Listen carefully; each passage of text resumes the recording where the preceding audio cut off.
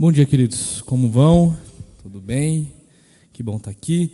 Antes de nós começarmos a nossa aula, eu gostaria de ler uma passagem bíblica com os irmãos, que se encontra lá no Evangelho de Marcos.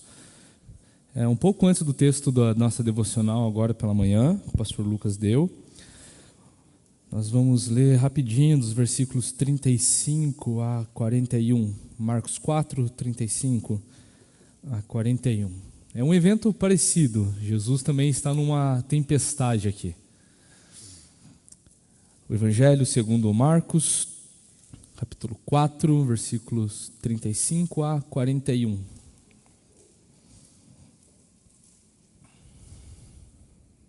Diz assim a palavra de Deus, no Evangelho segundo Marcos, capítulo 4, a partir do versículo 35. Naquele dia, sendo já tarde, Jesus disse aos discípulos: vamos passar para outra margem. E eles, despedindo a multidão, o levaram assim como estava, no barco. E outros barcos o seguiam. Ora, levantou-se grande temporal de vento, e as ondas se arremessavam contra o barco, de modo que o mesmo já estava se enchendo de água. E Jesus estava na popa, dormindo sobre o travesseiro. Os discípulos acordaram e lhe disseram: Mestre, o Senhor não se importa que pereçamos? E ele, despertando, repreendeu o vento e disse ao mar: Acalme-se, fique quieto. O vento se aquietou e tudo ficou bem calmo. Então Jesus lhes perguntou: Por que vocês são tão medrosos? Como é que ainda não têm fé? E eles, possuídos de grande temor, diziam uns aos outros: Quem é este que até o vento e o mar lhe obedecem? Jesus é Deus. Você pode repetir isso comigo? Jesus é Deus, mas também Ele é 100% Deus e 100% homem. Deus não dorme, mas aqui fala de um texto que Jesus dormiu, né? Mostrando também a sua humanidade, mas também mostrando a sua divindade. Eu não sei vocês, mas eu nunca cheguei no meio do mar. Vento, fique calminho aí. Eu não sei você, nunca aconteceu isso comigo, mas com Jesus aqui aconteceu. E que bom, gente, que a gente está aqui. Nós vamos dar sequência ao estudo sobre quem é o Filho. Hoje é a nossa terceira aula. E a intenção dessa aula é a gente falar um pouco sobre as perguntas de número 38 e 40 do nosso Catecismo Maior de Westminster. A pergunta 38 é: qual é a necessidade do mediador ser Deus? E a número 40 é: qual a necessidade de um mediador ser Deus e homem em uma só pessoa? No primeiro momento a gente vai se ater a pergunta 38. Qual a necessidade de um mediador ser Deus? Mas antes, vamos começar com uma oração, pedindo para que Deus esteja conosco, nos abençoando, abrindo o nosso coração. Bondoso Deus, te louvamos, Pai, porque a sua palavra ela é viva, ela é eficaz, ela revela a sua vontade para nós, mas nos mostra, Pai, acima de tudo, a salvação em Cristo Jesus, que é verdadeiramente Deus e é verdadeiramente homem. Obrigado por tamanho sacrifício, por tamanho amor, Pai, expresso de uma forma tão dura, Pai, um castigo que nos era merecido, mas porque o Senhor nos amou tanto, o Senhor deu o seu único Filho. Estamos aqui hoje, Pai, para adorá-lo em espírito e em verdade, cuidando de tudo que o Senhor colocou em nossas mãos.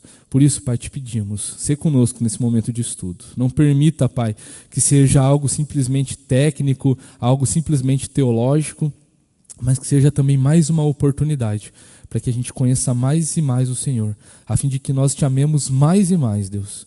Que não saiamos daqui essa manhã, Pai, amando menos do que da forma como entramos, mas que te amemos mais e mais, e que isso seja um testemunho vivo, Pai, lá fora, nesse mundo que tanto carece desse amor tão grande.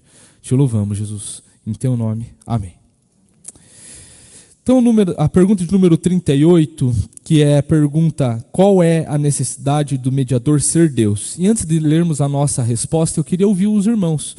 Qual que é a necessidade do mediador ser Deus? Semana passada nós vimos com o pastor Patrick qual que era a necessidade do mediador ser homem, e hoje nós vamos começar com essa pergunta: qual é a necessidade de um mediador ser Deus? Algum irmão pode estar respondendo?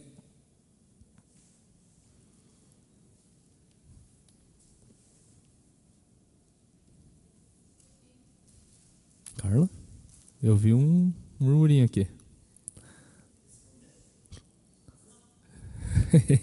Ninguém quer responder, não O nosso catecismo ele diz o seguinte: era necessário que o mediador fosse Deus para poder sustentar a natureza humana e guardá-la de cair debaixo da ira infinita de Deus e do poder da morte, para dar valor e eficácia aos seus sofrimentos, obediência e intercessão, e para satisfazer a justiça de Deus segundo o seu favor, adquirir um povo peculiar, dar a esse povo o seu espírito, vencer todos os seus inimigos e conduzi-lo à salvação eterna. Só sendo Deus para tudo isso, né, gente? Se nós acreditássemos apenas num Jesus humano, nós podemos apelar apenas ao que a academia nos fala, né? O que as universidades nos falam sobre um Jesus histórico, não é verdade, pastor Patrick? Um Jesus histórico, um Jesus que simplesmente existiu na história, influenciou na história de certa forma, que não é tão diferente contra outros homens que estiveram nessa terra e que foram grandes homens da espiritualidade. Mas não é disso que a gente está falando. A gente não está falando de um Jesus histórico simplesmente. Nós estamos falando de um Jesus que é Deus encarnado, é o próprio Deus. O Evangelho de João tem essa prerrogativa, né? O apóstolo João, diante da sua realidade, ali no primeiro século, vendo uma das grandes heresias surgindo ali, que muitos dos apóstolos tiveram que enfrentar, que é o gnosticismo, ele viu a necessidade de não apenas escrever as suas 3 cartas, primeira, segunda e terceira João, mas também escrevendo o Evangelho de João.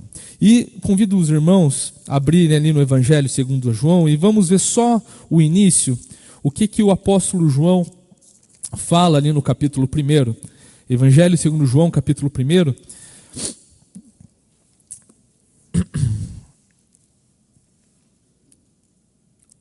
Dos versículos de 1 a 5, diz o seguinte: no princípio era o Verbo, e o Verbo estava com Deus, e o Verbo era Deus. Ele estava no princípio com Deus. Todas as coisas foram feitas por ele, e sem ele nada do que foi feito se fez. A vida estava nele, e a vida era a luz dos homens. A luz resplandece nas trevas, e as trevas não resplandecem contra ela. Versículo 14. E o Verbo se fez carne e habitou entre nós, cheio de graça e de verdade, e vimos a sua glória, a glória como do unigênito do Pai. Então nós vemos que a intenção do apóstolo João, já nessa introdução, já nesse início, é falar que Jesus, ele é Deus. Jesus é Deus. Essa é uma verdade que nós devemos estar bem claro na nossa mente, tá, gente? Um dos grandes pilares da fé cristã é declarar que Jesus Cristo, ele é Deus, né? E se a gente for ver ao longo da história, isso não foi simplesmente achado, isso não foi simplesmente visto como algo que as pessoas entendiam naturalmente. Se a gente for falar qual é a necessidade das heresias, é que as heresias elas provocaram a igreja a tomarem posturas e até mesmo formular documentos, declarações falando sobre quem é Jesus, quem é Deus, como que as naturezas de Jesus não se confundem, quem é o Espírito Santo, como se dá as questões mais fundamentais da nossa fé. Então, a igreja ela se prontificou já desde os primeiros séculos. Isso a gente vê através até mesmo do testemunho dos apóstolos em se prontificar, em afirmar sobre quem é Jesus. E é importante a gente ter isso em mente, porque como o pastor Patrick já falou nas últimas aulas, uma das principais características das grandes heresias, isso vai até hoje, é atentar diretamente contra a pessoa de Jesus Cristo, né? A gente vê Jesus ele não sendo tratado como Deus pela seita Testemunho de Jeová, por exemplo. E é por isso que nós classificamos ela como seitas. Nós, como presbiterianos, também entendemos que o adventismo do sétimo dia também é uma seita, por incrível que pareça. Tem gente que pensa que é mais uma denominação evangélica, mas não, mas porque atenta contra o sacerdócio, o sumo sacerdócio de Cristo quanto ao porvir, e também atenta também contra a pessoa do Espírito Santo, quanto ao selo da nossa salvação, retirando isso do Espírito Santo e dando isso ao sábado. Então é importante a gente afirmar sobre quem é Jesus, Jesus, ter essa ideia de que nós estamos falando de Deus também, e a fim de que, quando nós formos confrontados, quando for pedido de nós a razão da nossa esperança, como o apóstolo Pedro ele fala lá em 1 Pedro 3, nós estejamos prontos para falar essas coisas, né? Por que você acredita em Jesus? Já te fizeram essa pergunta? Você já fez essa pergunta no seu coração? Por que você crê? É uma pergunta que você não precisa responder, mas leve para casa. Por que você acredita em Jesus? Por que você declara que Jesus é Deus? Então, aqui a resposta dessa pergunta, da pergunta 38 da nossa confissão, do nosso catecismo maior, ele joga alguns atributos para falar sobre o que Jesus, por que Jesus ele carrega essa natureza divina, por que ele também é Deus. E a primeira pergunta que eu quero fazer para os irmãos é por que um ser humano normal ele não poderia ser um mediador e salvar a raça humana do pecado? Por quê? Vamos dizer aqui, para a gente melhorar a nossa pergunta, vamos supor que esse ser humano também não tenha pecados. Vamos só supor, tá? A gente sabe que todo ser humano ele é pecador, mas vamos supor que não exista, que exista um ser humano sem pecados. Por que um ser humano normal não poderia ser esse mediador do pacto da graça, como a gente já falou bastante?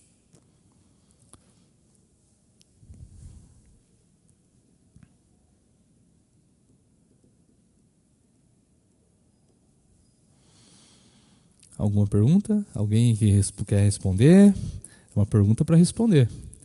Ixi, pastor, tá? O pessoal não está conseguindo responder, pastor.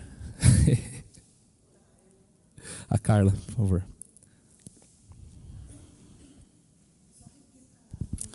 Porque um ser humano normal não poderia ser um mediador e salvar a raça humana do pecado? Por causa da natureza pecaminosa que nós temos. Nós nascemos em pecado. Sim, exato. E se esse ser humano, digamos que Deus, num milagre, ele providenciasse um ser humano sem pecados, como foi, por exemplo, Adão. Milagrosamente, Deus providenciou um ser humano sem pecados, como se fosse antes da queda. Ele poderia atuar como mediador? Se tivesse nos planos de Deus, sim, mas os planos de Deus não era esse. Mais alguém? É uma pergunta. Eu gosto de pergunta assim. O pastor Patrick sabe, ó, ele está até rindo lá atrás, porque ele sabe que eu gosto de fazer esse tipo de pergunta mesmo, para provocar. Quer falar, Nicolas? Eu acredito que um ser humano sem pecado não poderia ser mediador também, não somente por causa disso, mas o que me veio à cabeça é a questão de que Adão, ele estava numa posição em que ele era pai de toda a humanidade, por ser a primeira criatura. Jesus Cristo é o segundo Adão, justamente porque ele é filho de Deus Pai. E não existe, além de Adão e de Jesus Cristo, outra criatura que pudesse, não que Jesus seja apenas criatura, né? Ele é criador, ele é Deus também, mas não existe outro ser humano que pudesse estar nessa condição de cumprir a aliança, porque Jesus Cristo ele tem essa premissa de ser, não é pai, né? Mas está na posição de poder cumprir a aliança. Eu esqueci a palavra exatamente. É importante a gente falar sobre isso, porque um ser humano ele não conseguiria sustentar por si mesmo toda a maldição do pecado. Ele não conseguiria fazer isso se ele não fosse Deus. Era importante que Jesus, sendo Deus, se Jesus sendo humano, ele também fosse Deus, para que ele sustentasse todo o poder do pecado. E é importante a gente voltar um pouco, falando na nossa última série, que a gente falou sobre o homem, a gente focou bastante sobre o pecado. Nós subestimamos muito o poder do pecado, subestimamos de verdade. Tem uma coisa que a gente subestima, é o poder do pecado. Nós, a todo momento, estamos brincando na beira do abismo, e toda hora a gente está caindo nesse abismo voluntariamente, porque nós não entendemos a magnitude do pecado. quando Deus ele lança a maldição sobre a raça humana através da vida de Adão, a primeira coisa que ele fala é: maldita é terra por sua causa. Maldita é terra por sua causa. E isso também implica na forma como o homem viveria também na terra. Então, quando nós falamos do pecado, nós precisamos entender que não se trata de algo meramente ético ou moral. O pecado, ele é uma afronta, ele é uma coisa assim absurda feita contra a santidade de Deus. Então, entendendo isso, entendendo contra quem nós estamos pecando, entendendo o que é essa ofensa, nós precisamos entender que essa ofensa ela precisa ser suprida da mesma forma como o ofendido se sente. E um ser humano não consegue fazer isso. O pecado ele traz maldição sobre todas as áreas do ser humano. Desde a física quântica, desde dos prótons, dos nêutrons, da menor matéria, da menor partícula que possa existir da matéria, até a maior estrutura que exista no universo, até mesmo o universo, o pecado atinge. E nós precisamos entender que, por causa da nossa responsabilidade, o pecado ele tomou todas as áreas, tanto da criação quanto do ser humano. E a nossa ofensa contra Deus, ele é algo também gigantesco, ele é algo que toma proporções infinitas, da mesma forma como é o nosso Deus. Então, por isso que digamos que existe um ser humano sem pecado, pelo fato dele ser uma pessoa, ser um ser humano simplesmente, ele não conseguiria suprir, ele não conseguiria carregar o peso que é a maldição do pecado. Ele não conseguiria satisfazer Deus, porque a ofensa é contra Deus. Um ser humano apenas não conseguiria fazer isso. E é por isso que, por mais que existisse um outro Adão, não um segundo Adão, como a gente vê lá em Romanos 5, mas se fosse um novo Adão, que nasceu sem pecado, fosse um ser humano 100% perfeitinho ali como criatura, mesmo essa pessoa não conseguiria saciar a justiça e a ira de Deus. Não conseguiria. Então, como que a gente pode correlacionar, como que Jesus ele poderia receber o castigo dos pecados de muitas pessoas? Como poderia Jesus, que era apenas uma única pessoa, dar a sua vida em resgate de muitos e receber o castigo pelos pecados de muitas pessoas? Por que Jesus ele consegue fazer isso? Ele sendo uma pessoa, como que ele consegue, então, sofrer e resgatar muitas pessoas? Ele é Deus. A resposta é isso. Se eu cometo uma ofensa contra um semelhante meu, eu pessoalmente teria que suprir essa ofensa contra esse meu semelhante. Só que se Jesus ele fosse simplesmente um ser humano, ele conseguiria se sacrificar, por assim dizer, por uma pessoa. Por uma pessoa. Então, Jesus, pelo fato dele ser Deus, ele conseguiria, então, assim, morrer por várias pessoas. Ele poderia dar sua vida em resgate de muitas pessoas. Se Jesus ele fosse apenas um ser humano, ele poderia, no máximo, substituir uma única ofensa, uma única pessoa. Então, ele seria, então, necessário vários salvadores. E hoje em dia, o que tem Jesus por aí, né? O que tem de tipos de Jesus sendo nos apresentados, Jesus hippie, Jesus político, Jesus do paz e amor, o que mais, Hever? Jesus... Oi? Jesus hippie também, Jesus o que mais? Comunista, tem Jesus comunista, gente, vocês sabiam dessa? Existe o Jesus comunista, que quer dividir tudo. Existe também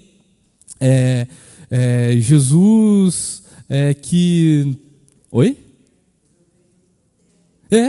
Existe Jesus até que não está na Bíblia. Você acredita nisso, não, Clarice? Tem Jesus, um monte de Jesus aí que... exatamente. Nós muitas vezes nós não percebemos, né? Mas nosso coração ele tende a ser sempre voltado para o mal. E essa tendência para o mal faz com que nós criamos falsos deuses, e nós podemos fazer até mesmo isso com a pessoa de Cristo, né? Nós podemos inventar um Jesus Salvador na nossa mente e achar que está na Bíblia e pregar esse Jesus e falar coisas que nem mesmo Jesus falou. E nós podemos até negar aquilo e rejeitar aquilo que o Jesus da Bíblia fala para nós sobre a salvação, sobre a condenação, sobre uma vida piedosa. Um Jesus que de fato mostra o amor, mas que também nesse amor mostra a sua justiça. Muitas vezes nós queremos rejeitar tudo isso, porque o nosso coração ele é obstinado por criar falsos ídolos nas nossas vidas e a todo momento. É por isso que tem muita gente que rejeita o Evangelho. Acha a pessoa de Cristo muito legal por aí. Acha a pessoa de Cristo muito politicamente correta, muito pacifista. Mas quando olha para o testemunho de Cristo na Bíblia, vendo que Jesus ele se mostra ser Deus. No Evangelho de João vai aparecer várias vezes a terminologia eu sou. Jesus se apresentando como o próprio Deus. Muitas pessoas negam, porque o chamado para Jesus, como a gente vê no Evangelho de Lucas, é negar a si mesmo, tomar sua cruz e seguir a Jesus. Isso é uma coisa que muitas vezes nós não queremos fazer, nós não queremos abrir mão. Isso. Porque não entendem que Jesus também é Deus. Nós muitas vezes ouvimos que o Deus do Antigo Testamento era Jeová, e que depois no Novo Testamento esse mesmo Deus se mostra como Jesus, e que depois da morte e crucificação e ressurreição de Cristo, nós vemos Jesus como Espírito Santo, Deus como Espírito Santo. Isso também é uma heresia, tá, gente? Isso é muito importante falar. Porque, contrariamente daquilo que Jesus ele é visto como um Deus de amor, e de fato ele é um Deus de amor, ele se mostra nos evangelhos ser Deus também pela autoridade com que ele fala e com que ele confirma o que o Novo Testamento tem falado. Quando nós, por exemplo, vemos Jesus conversando com os fariseus lá no Sermão do Monte, né, falando sobre alguns mandamentos, Jesus citando alguns mandamentos, por exemplo, vocês ouviram, não matarás, porém eu vos digo, se você pensar em causar um mal para o seu próximo, você já cometeu o homicídio no seu coração. Vocês ouviram, não adulterarás, mas eu, porém, vos digo que se você olhou para alguém cobiçando, você já cometeu o adultério no seu coração. É algo mais intenso, é algo muito mais sério, é uma revelação que mostra que é algo muito mais sério a lei de Deus. Mostrando que Jesus, de fato, ele é o mesmo Deus do Antigo Testamento. Ele é o próprio Deus encarnado ali. É o Deus que se fez matéria. É o Deus que sentiu como um ser humano aquilo que nós sentíamos. E para que não caísse em tentação, como o pastor Patrick falou na semana passada, Jesus ele não poderia pecar. E Jesus não poderia pecar porque ele era Deus, tentado como homem, mas santo como Deus. Não se misturando, isso é um mistério. Eu sei que muitas vezes a gente tenta explicar isso na nossa mente, a gente tenta entender isso, mas nunca vai ser de uma forma 100%, porque é algo muito acima da nossa realidade, é algo muito acima. É por isso que o que nos cabe no final das contas é crer no Senhor Jesus, crer naquilo que realmente importa, que Jesus ele veio, Jesus ele é Deus encarnado, sofreu o que nós deveríamos sofrer, morreu em nosso lugar, venceu a morte na sua ressurreição, ascendeu aos céus e irá voltar para nos buscar. É isso que Oi? E mesmo se você nunca entender, vai ser um privilégio só estar com Jesus para sempre. Mesmo se a gente não entender. E muitas questões dos nossos sofrimentos, nós tentamos entender e muitas vezes nós não precisamos entender. Só um parênteses aqui, nós precisamos apenas crer, nós precisamos descansar, confiar. Quando Jesus ele se mostra como o Senhor do sábado, que é o quarto mandamento, nós vemos que Jesus ele se mostra ser a expressão perfeita da lei de Deus, chamando aqueles que estão cansados e abatidos para que venham até Ele, que Ele sim aliviará. Ele sim de fato dá descanso. Um descanso que nós podemos viver hoje pela certeza da nossa salvação, que só pode ser dado por Deus a salvação, como o profeta Jonas fala, a salvação pertence ao Senhor. E Jesus dá essa salvação, e também é por isso que Jesus ele é Deus, Deus encarnado. Alguma observação, meus queridos, que vocês queiram dar? Algum comentário, alguma pergunta?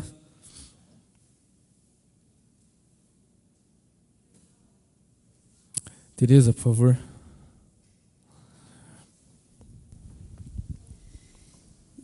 Eu conheci a Cristo com um versículo bíblico, né? Mas graças a Deus que nos dá vitória por nosso Senhor Jesus Cristo, que está em 1 Coríntios 15, 57. E eu fiquei com esse versículo no coração e não entendi o que significava. E eu até decorei o versículo. Aí eu entendi que toda a vitória que eu pudesse querer ter na minha vida era em nome de Cristo. Mas eu não sabia que Cristo era Deus. Eu achava que era só um mestre bonzinho que fez um sacrifício assim, que eu não entendia o porquê.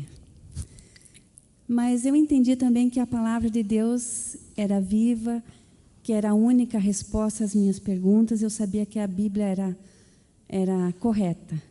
Era o único meio de eu ter o melhor de Deus. A única revelação. E assim eu fiquei por uns 2 anos. Eu era crente e não sabia que era crente. Mas eu já cria na palavra de Deus, eu não queria ir procurar outras coisas, eu estava largando todas as coisas. E quando eu li o capítulo 1 de João, a ficha caiu. Aí eu entendi que Jesus Cristo é Deus. Aí eu pensei assim, faz todo sentido. Ele veio para me salvar. Só Ele tem esse poder para me resgatar, para me redimir. Então, ali fechou todo o entendimento assim, de Deus, da Bíblia e da missão de Cristo, da intenção dEle. A intenção de deixar o céu e vir até nós, nascer em carne humana, passar por todo o sofrimento que passou, empoeirar o pé, né? Sentir sede, sentir fome, chorar, sentir o que é ser o ser humano. Aí eu chorei e eu falei, Senhor Jesus, eu te amo. É isso. Tu és o meu Salvador. Exato. Aí eu compreendi a salvação em Cristo. Uma vez eu vi uma adolescente da nossa igreja, eu fiz essa pergunta para os adolescentes, falando por que você acredita? Por que você acredita em Deus? Por que você acredita em Jesus? E essa adolescente, ela disse assim, pelo que Ele faz na minha vida. Eu olho para a minha vida, eu vejo as minhas dores, eu vejo as minhas lutas, eu vejo que em mim não há nada de bom, e mesmo assim me sinto amada todos os dias. Isso é incrível. Como que um amor consegue transcender o espaço e o tempo? Como que a gente consegue lidar com essa realidade? De que a gente se sente amado, e não é algo simplesmente da nossa cabeça, como o pastor Lucas falou aqui sobre os fenômenos, né, físicos, biológicos, químicos, que dá para explicar isso, aquilo. A gente vive isso nos dá vontade de gritar, de tanta alegria que enche o nosso coração. Como que algo que já aconteceu há cerca de 2000 anos continua vivo? Continua tão vivo em nós. Somente sendo Deus para isso, né? Somente sendo o próprio Deus encarnado, entendendo que foi um sacrifício real, um sacrifício material também, porque o corpo de Jesus era que nem o meu, era que nem o seu, mas Jesus, Ele também era Deus. E é importante a gente falar isso.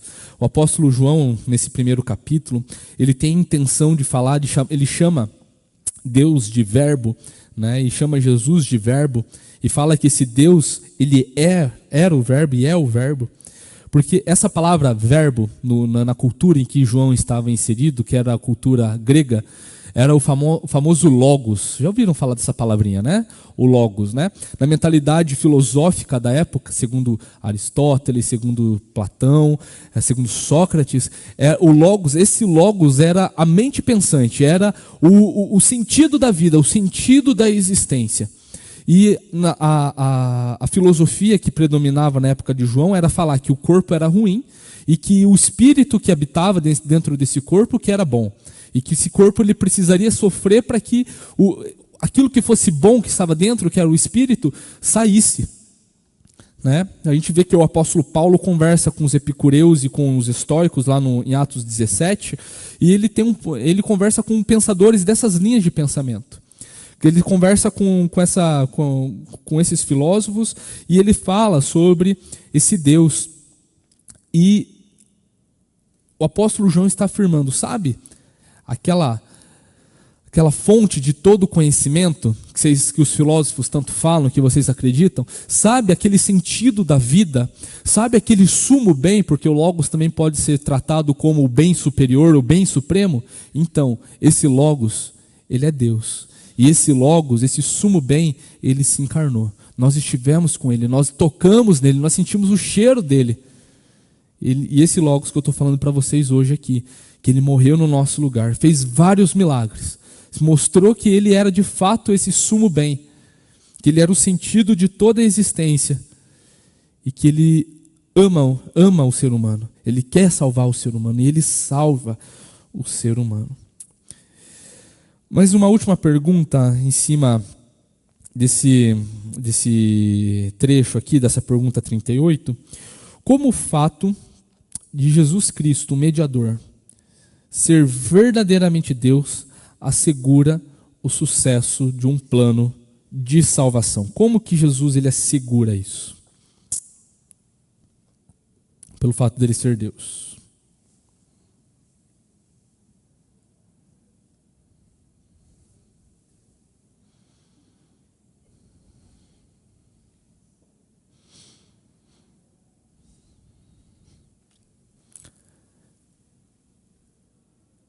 O fato é que, pelo fato dele ser Deus, é muito simples a resposta. É que Deus ele pode tudo. Ele não iria falhar. O que assegura a nossa salvação, que pelo fato de Jesus ser Deus, é que mesmo sendo um ser humano, sendo tentado, sendo hostilizado, isso do começo ao fim, sendo humilhado, é importante a gente saber disso, que a humilhação do Redentor se dá desde a sua concepção, desde do Espírito Santo ali no ventre de Maria, né? Até a sua morte. A humilhação do Redentor dá nesse período inteiro, não se dá apenas no período da crucificação, na noite em que ele foi traído, mas se dá em todo momento. Porque imaginem Deus tendo que suportar a tentação da preguiça. Imagine Deus tentando que suportar a tentação de mentir. Pelo fato dele ter sido Deus, ele jamais pecaria, porque Deus não pode pecar, Deus não peca. E isso de fato, pelo sacrifício de Jesus, era garantido que isso seria sucesso, porque também Jesus é Deus. O ser humano ele é falho, ele tende a ser falho. Mesmo Jesus carregando a natureza humana, era a natureza divina que sustentava a natureza humana. Ambas não se confundiam. Pode falar, presbítero.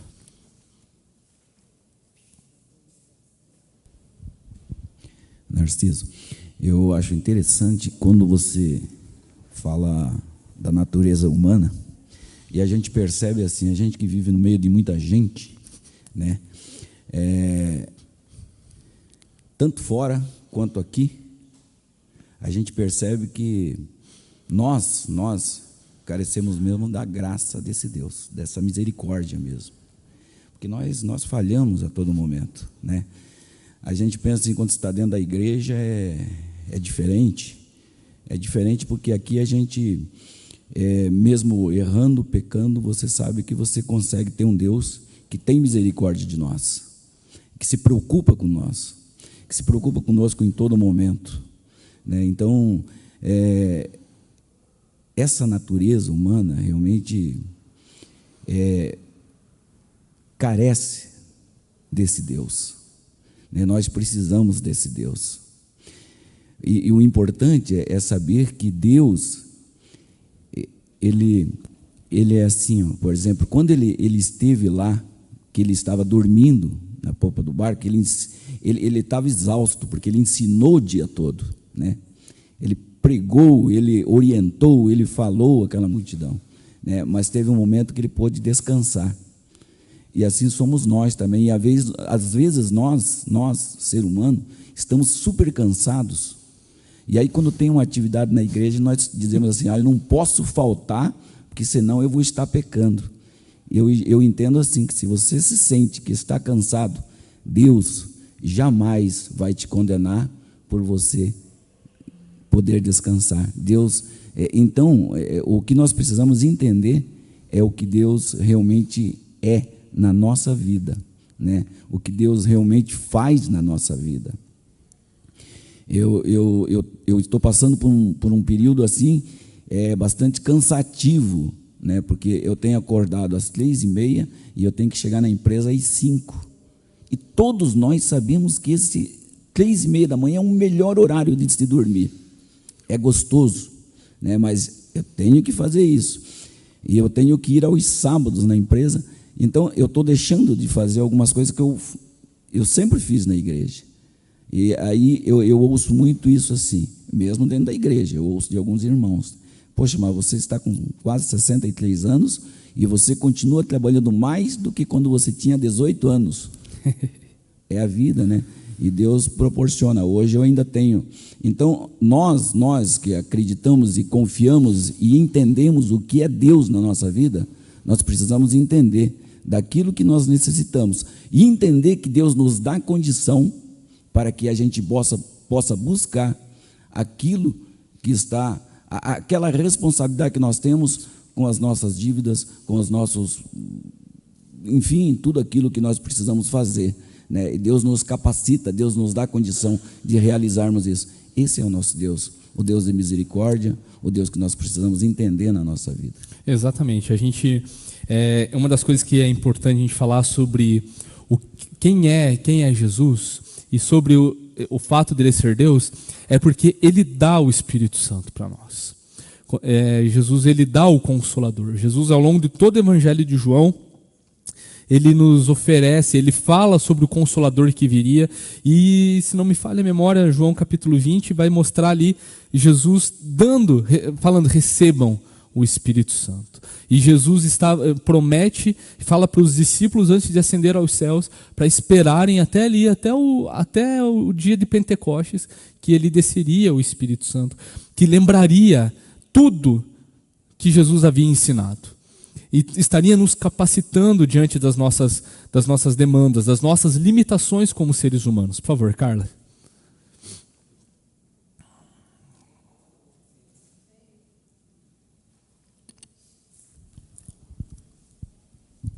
Essa semana mesmo a gente estava fazendo a nossa leitura em casa com as meninas e veio justamente isso. A gente comentou que o fato da gente às vezes entender esse plano, entender quem é Deus, entender o papel de Jesus, enfim, isso tudo a gente consegue entender por conta do Espírito Santo. Porque se nós não tivéssemos o Espírito Santo que nos desse clareza na leitura da palavra, não faria sentido algum o que a gente está lendo. Sim. Né? A gente tem a compreensão porque temos o Espírito Santo. Exatamente. Tanto nas nossas lutas diárias, nas nossas obrigações, nas nossas motivações, como pessoas que foram alcançadas pela graça, né? Quanto o nosso entendimento da palavra, isso se dá através do poder do Espírito Santo, que foi dado por Jesus, e que nos lembra de tudo aquilo que Jesus nos ensinou. Porque Jesus ele fala isso, vocês vão receber o Consolador, e este Consolador vai lembrar de tudo que eu ensinei para vocês. Então é por isso que nós continuamos firmes, dedicados, é por isso que nós somos capacitados, é por isso que nós somos encorajados, mesmo diante dos sofrimentos pelos quais Jesus já passou também. Se você acha que a tua vida está difícil, meu irmão, pode ter certeza que existe um Deus que te ama e que sofreu muito mais que você, e que te entende, e que não te abandona, e que está contigo todos os dias até o fim. Pode falar, Doriana. Narciso, essa questão, por exemplo, que a gente está discutindo, Deus tinha um plano de salvação desde o início, né? E muitas vezes as pessoas se perguntam, mas Deus sendo Deus, ele não poderia ter salvo a humanidade sem Cristo? Né? Porque assim, Deus sendo Deus, ele pode tudo, como você acabou de falar. Ele poderia ter salvo a humanidade sem nada do que aconteceu. Mas também, desde o princípio, Deus já mostra que precisava ter derramamento de sangue para que houvesse a salvação, né? O sacrifício dos cordeiros, dos animais que eram puros, que tinham que ser, né, sem mácula e tal. E tudo isso já apontava para Cristo, que precisava se tornar, Deus precisava se fazer homem justamente para passar por aqui, para mostrar ao homem, na verdade, que ele passou por todas as dores e que nós, sendo humanos, nós não conseguimos vencer a nós mesmos. Né? Nós não conseguimos vencer a nós mesmos. A nossa luta diária é contra nós. A própria palavra fala, é contra a carne. Né? Então, assim, se não fosse Deus na nossa vida, se não fosse Jesus, né, ter vindo, ter se sacrificado, ter morrido e ter deixado o Espírito Santo para, na verdade, nos orientar, nós não conseguiríamos viver diariamente nos vencendo. Eu me emocionei mais cedo quando ela falou da parte quando ela descobriu, né, quando ela foi alcançada pela palavra. Eu sempre me emociono quando eu percebo, assim, todos os dias, quando eu digo, Senhor, apesar de mim, o Senhor me sustenta, o Senhor me agracia, o Senhor me dá além do que eu preciso. E, assim, é porque nós não merecemos absolutamente nada. Nada. Né? Absolutamente nada. E Deus, na sua misericórdia, Ele nos alcançou, nos dá a vida eterna, que é a nossa maior bênção, é ter certeza da vida eterna. Né? Mas aqui nesse mundo, apesar de, Ele nos dá muito. Quando você falou da questão da prosperidade, que, na verdade, a gente tem essa prosperidade, como o pastor Lucas falou mais cedo, essa prosperidade que não é só, né, material, mas é principalmente espiritual a cada dia. Né? Então, assim, Jesus precisava vir a esse mundo como homem para que nós, na verdade, percebêssemos que nós humanos, nós seres humanos, carne, nós não conseguimos vencer sem a ajuda de Deus. Então, Ele venceu todas as coisas como homem porque era Deus. Porque se fosse só homem, não venceria. Né? Então, assim, a palavra de Deus é maravilhosa nas nossas mentes e no nosso coração, porque nós já fomos alcançados. E tem coisas que a gente não vai entender nunca, como foi dito, e tem coisas que a gente só vai entender no céu, ou se a gente não for entender porque é desígnio de Deus, mas só o fato de viver ali com Cristo já vai ser maravilhoso. Exatamente. Né? Então, assim, a palavra de Deus é clara para a gente quando diz que Deus se fez homem através de Jesus Cristo, e Jesus Cristo já vivia, já existia desde o princípio, porque, na verdade, a palavra fala desde o princípio, né? Ele era o verbo e Ele é o sustentador de todas as coisas. E Ele... não, então é assim, tem 3 papéis diferentes. Deus diz a Jesus, faça isso, faça aquilo, e Jesus faz aquilo que Deus... Não, porque, na verdade, eles são únicos, né? É um só. Né? E a grandeza de Deus é tão grande que a gente olha assim, eu, por exemplo, eu sou apaixonada pela lua, eu fico olhando a lua assim, eu digo, gente, como é que se sustenta? Aí depois eu lembro, é Jesus que sustenta, né, todas as coisas. Então, assim, porque se a gente for olhar, é gigantesco para o nosso entendimento. Até nisso nós não somos capazes de entender todas as coisas. E por isso nós só cremos. E nós, na verdade, acho que nosso coração se enche de alegria quando nós temos essa certeza por causa disso. Porque tem coisas que a gente não entende e não vai entender nunca. Né? E esse fato de Deus ter se feito homem e ter vindo à Terra como homem é uma das coisas que, na verdade, a gente precisa saber que isso existiu, mas que a gente não vai entender na sua total complexidade. A gente nunca vai ter certeza como a gente quer. Porque, como você falou assim, a gente cria... O homem cria vários Jesus. Por quê? Porque eu quero um Jesus que me sirva como eu quero. Como eu quero. Entendeu? Não é porque eu quero um Jesus... Por exemplo, eu tenho um cunhado que ele fala assim, Doriane, você tem mania de dizer que Deus é justiça. Deus é amor. Eu digo, mas também é justiça. Também é justiça. Então, assim, as pessoas querem um Jesus só que satisfaça a sua necessidade. Sua própria necessidade. E ponto, entendeu? Não um Jesus que, na verdade, também lhe cobre, também lhe diga o que tem que ser, como tem que ser vivido. Querem confessar um Salvador apenas, né? Só. E, o na Salvador, verdade, não esse Senhor. Salvador não pode lhe pedir nada, ele exigir nada, lhe determinar nada. Exato. Entendeu? É assim, é só para ser bom. O Salvador, só o Salvador. O Senhor, não. O Senhor, não. Senhor. Exatamente. Então, assim, é por isso que existem os vários deuses, porque as pessoas querem para o seu bel prazer, entendeu? Exatamente. E nisso eu pergunto para vocês, entrando na nossa pergunta número 40, sobre qual a necessidade do mediador ser Deus e homem em uma só pessoa, por que então Deus não providenciou um mediador humano e um mediador divino? Por que não providenciou duas pessoas com naturezas distintas? Por quê?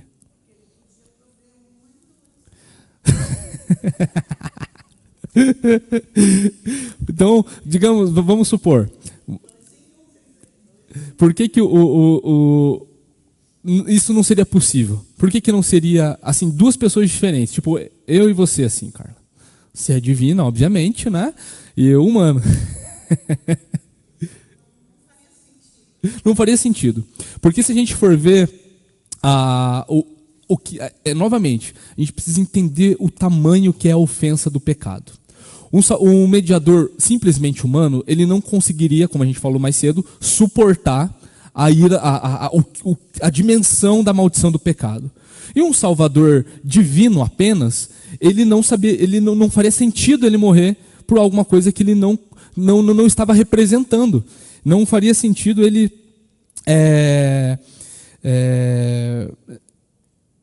deixa eu ver aqui minha colinha, que eu me perdi aqui, gente. Ele o mediador divino, ele precisava experimentar o sofrimento através de uma natureza humana. Ele estava, então, o divino não faria sentido, ele não teria anulação de pecado nenhum, porque a ofensa contra Deus foi uma ofensa vinda dos seres humanos. Se tivesse um mediador divino, ele teria vindo apenas para passear.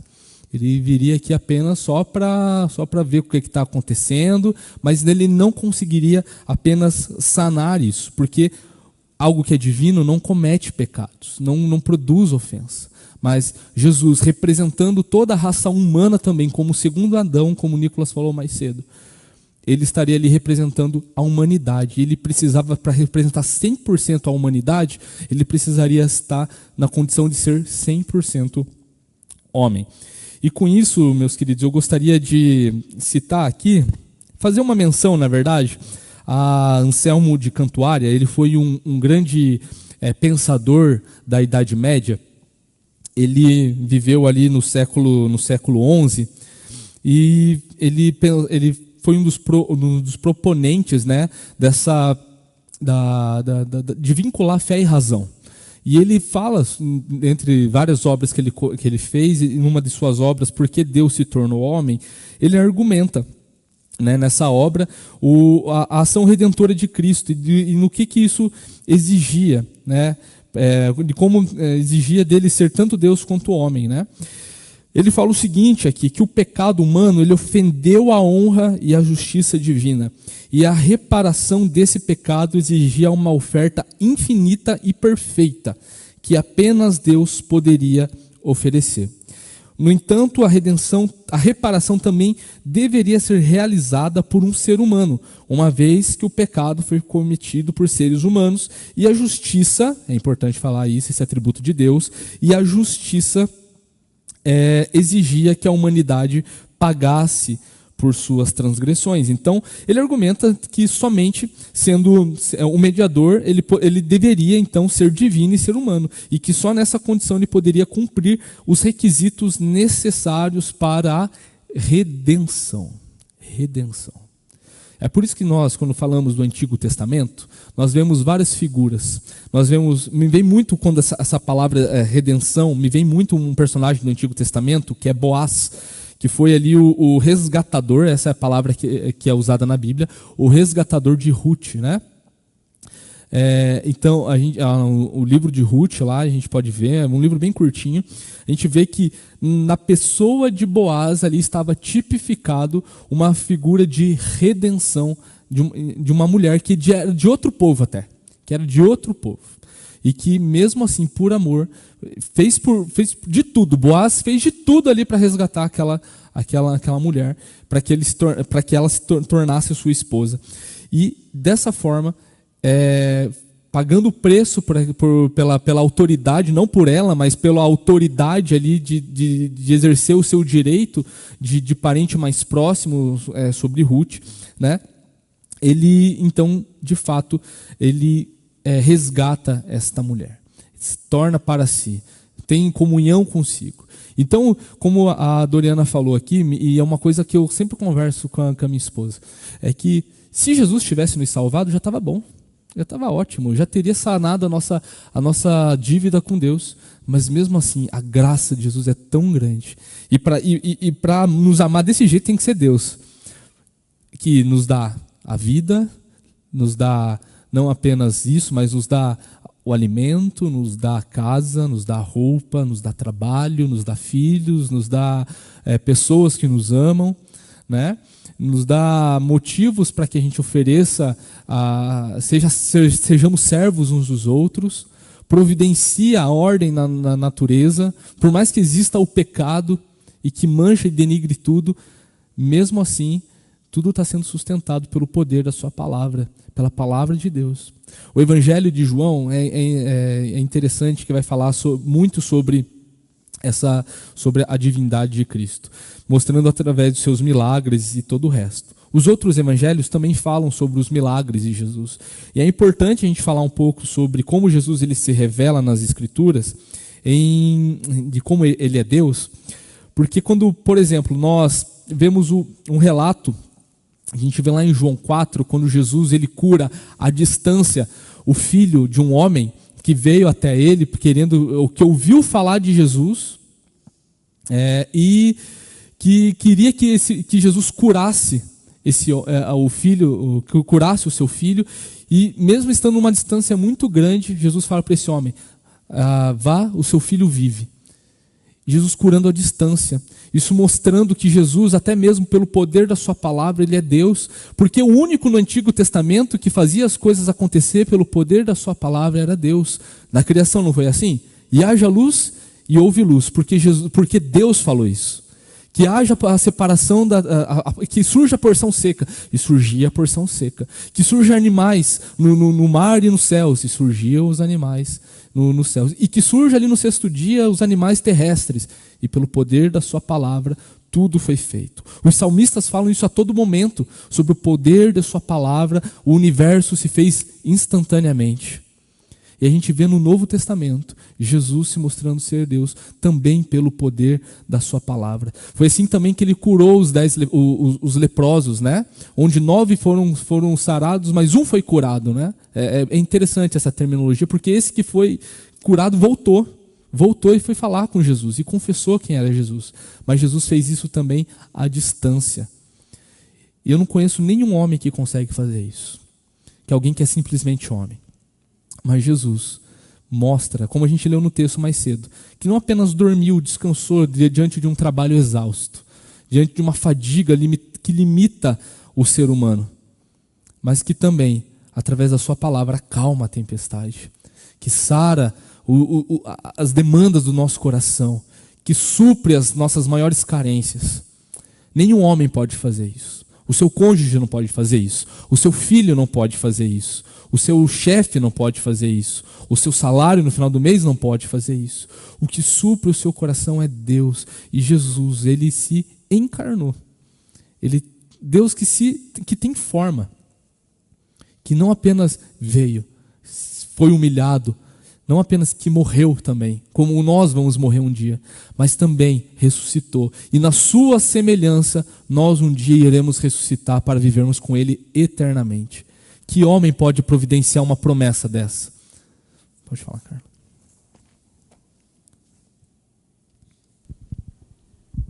Eu acho interessante, uma vez teve aqui uma uma pregação, agora não me lembro de quem foi, acho que do pastor Tiago, sobre a oração e a cura, né? A gente pedir a cura do enfermo e crer que Deus pode realmente curar.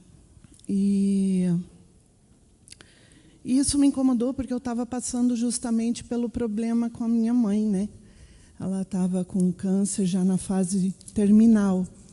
E nas minhas orações, eu até falei com o pastor Tiago depois, eu falei, pastor, isso me incomodou, porque assim, eu creio que Deus pode tudo.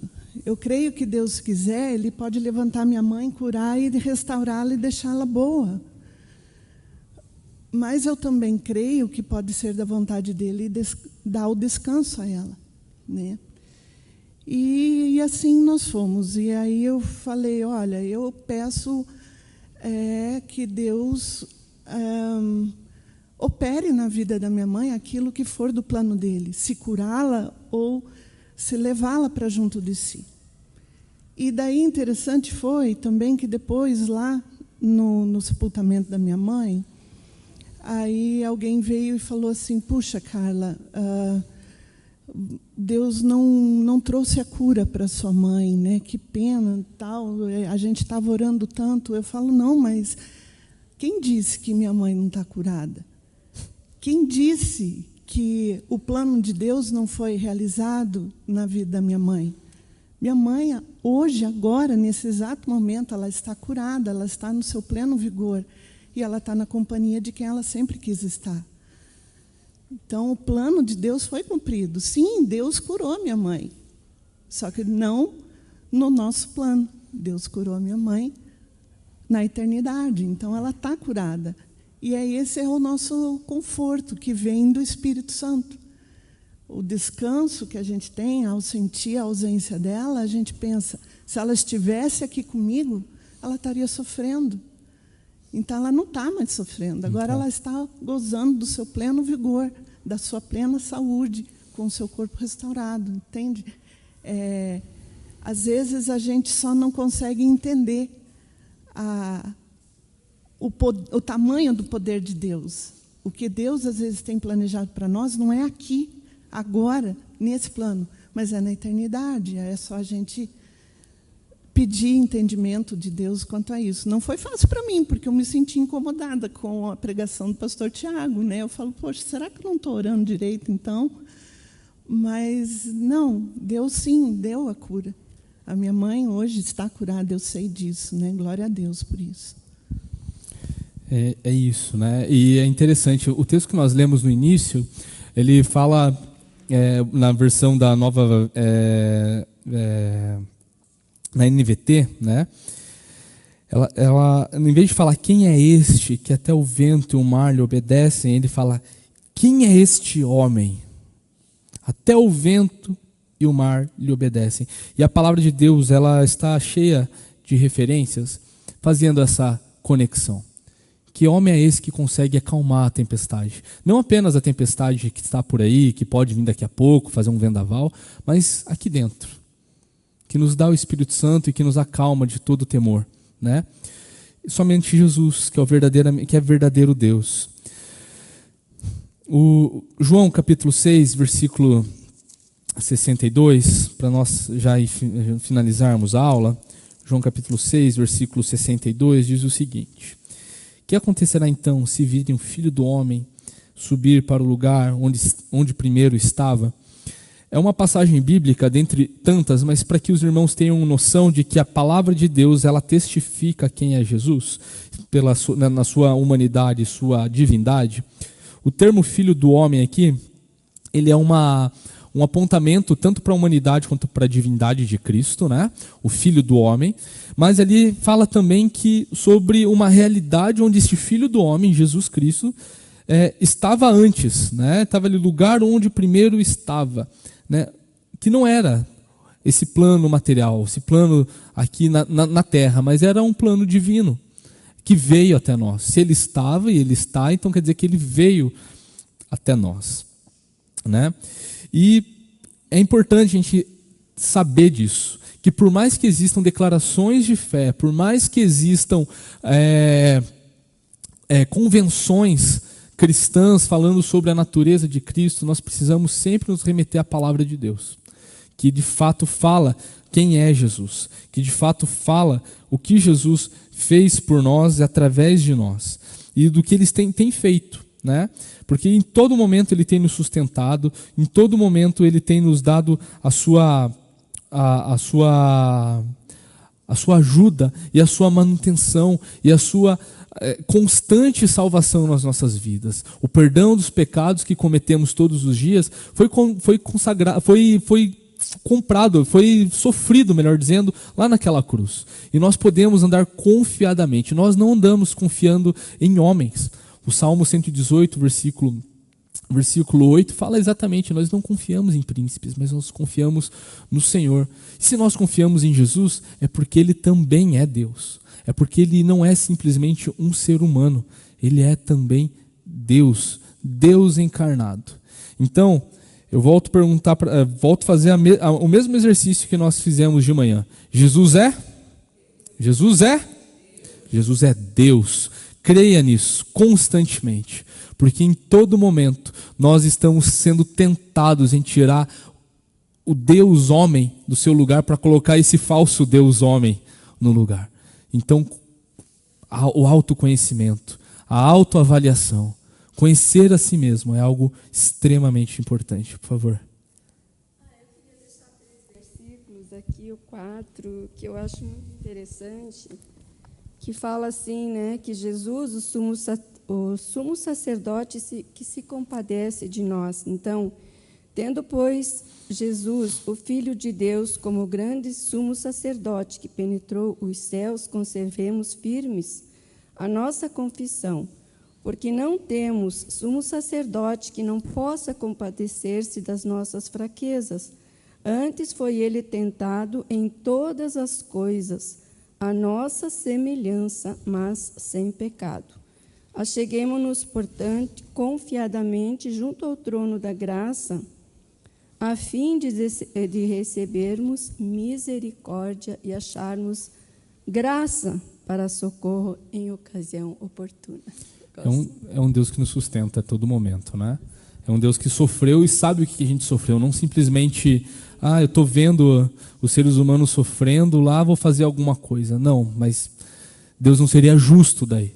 Deus seria qualquer coisa menos Deus. Deus precisaria ser sanado. E eu gostaria de finalizar aqui com uma declaração de fé, não apenas e eu quero que vocês entendam isso, não é uma declaração de fé da Igreja Católica, tá? É uma declaração da Igreja de Cristo, que a Igreja convencionou isso, que diz o seguinte: todos nós, perfeitamente unânimes, ensinamos que se deve confessar um só e mesmo Filho, nosso Senhor Jesus Cristo, perfeito quanto à divindade, perfeito quanto à humanidade, verdadeiramente Deus e verdadeiramente homem, constando de alma racional e de corpo, consubstancial ao Pai, segundo a divindade, e consubstancial a nós, segundo a humanidade. Em todas as coisas semelhante a nós, excetuando o pecado, gerado segundo a divindade, antes dos séculos pelo Pai, e segundo a humanidade por nós e para a nossa salvação. Um só e mesmo Cristo, Filho, Senhor unigênito, que se deve confessar em duas naturezas, inconfundíveis e imutáveis, conseparáveis e indivisíveis. A distinção da natureza de modo algum é anulada pela união, mas pelo contrário, as propriedades de cada natureza permanecem intactas, concorrendo para formar uma só pessoa e subsistência, não dividido ou separado em duas pessoas, mas um só, e mesmo Filho unigênito, Deus Verbo, Deus Cristo Senhor, conforme os profetas outrora a seu respeito testemunharam, e o mesmo Jesus Cristo nos ensinou e o credo dos pais da igreja nos transmitiu. Quer falar, Nicolas? Eu queria trazer um texto aqui que eu acho interessante, está lá em Zacarias capítulo 3, de 1 a 8, mas antes disso, deixa eu ver se eu consigo conectar as ideias. Cristo tinha que ser Deus e homem, por conta de 3 ofícios, não exatamente 3 ofícios, mas aqui vai trazer a questão do sacerdócio, nessa passagem, vai trazer a questão de ser o justificador e também de ele ser vitorioso. Para quem conhece um pouquinho de teologia, talvez fique um pouquinho mais técnica, né? Vai conseguir pegar a ideia da vitória de Cristo. Nessa passagem aqui, Satanás vai acusar o sumo sacerdote Josué, e Josué vai ser uma figura de Cristo aqui também. Sim. Eu acho bem interessante essa passagem. Eu vou ler aqui, daí depois eu dou uma comentada também. Então, eu vou ler aqui. Deus me mostrou o sumo sacerdote Josué, que estava diante do anjo do Senhor. Mostrou também Satanás, que estava à direita de Josué, para o acusar. Mas o Senhor disse a Satanás: que o Senhor o repreenda, Satanás. Sim, que o Senhor, que escolheu Jerusalém, o repreenda. Não é este um toco de lenha tirado do fogo? Ora, Josué estava diante do anjo, vestido com roupas muito sujas. O anjo tomou a palavra e disse ao que estavam diante dele: tirem as roupas sujas que ele está usando. E a Josué lhe disse: eis que tirei de você a sua iniquidade, e agora o vestirei com roupas finas.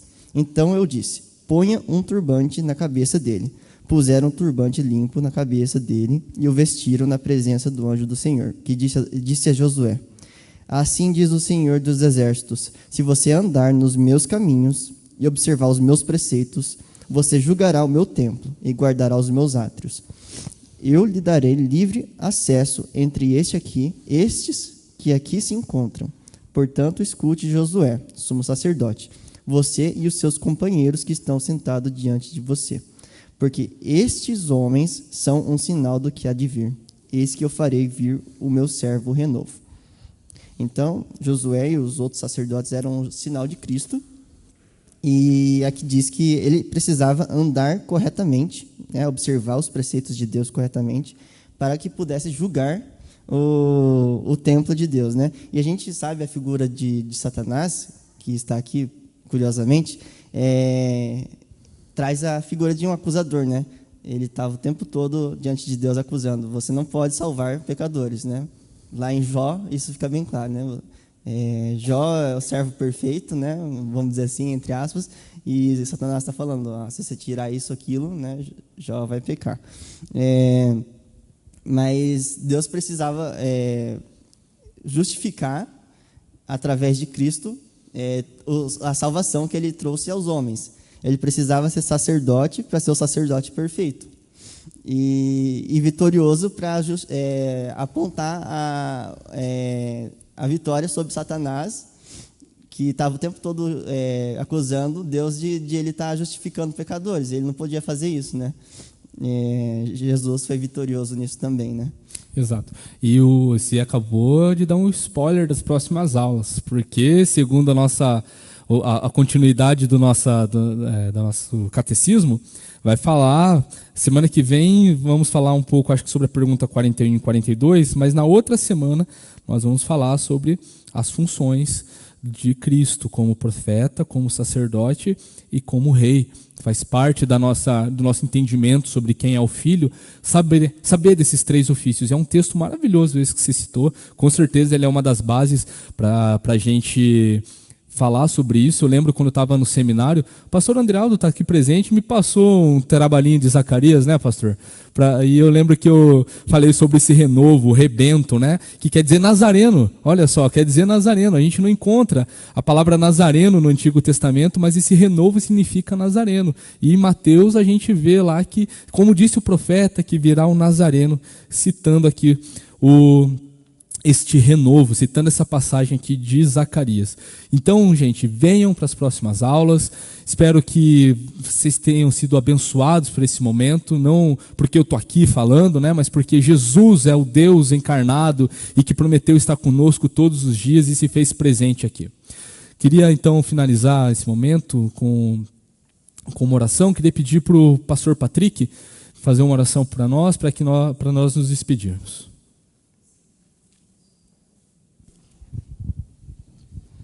Pai de amor, nós louvamos o Teu nome, Deus, porque é um grande privilégio saber que nós servimos o Senhor. Nós servimos um Deus que é perfeito, que é amoroso, que não erra, que não falha, que não é limitado, mas um Deus único, um Deus que faz as coisas de uma maneira ininteligível, que nós não podemos compreender, e é justamente esse diferencial que nos faz ter esperança que o Senhor é o único Deus verdadeiro. Nós louvamos o Teu nome, Deus, pela Tua palavra, pela oportunidade de estarmos aqui reunidos, ouvindo do Senhor, aprendendo cada vez mais do Senhor, tendo liberdade para falar a respeito do Senhor, para tirar as nossas dúvidas, para nos colocarmos à Tua disposição, para servirmos ao Senhor. Louvado seja o Senhor por isso. Obrigado pelo que o Senhor tem falado aos nossos corações, obrigado pelo que o Senhor tem feito nessa igreja, obrigado, Deus, por todas as coisas que o Senhor tem ensinado para cada um de nós.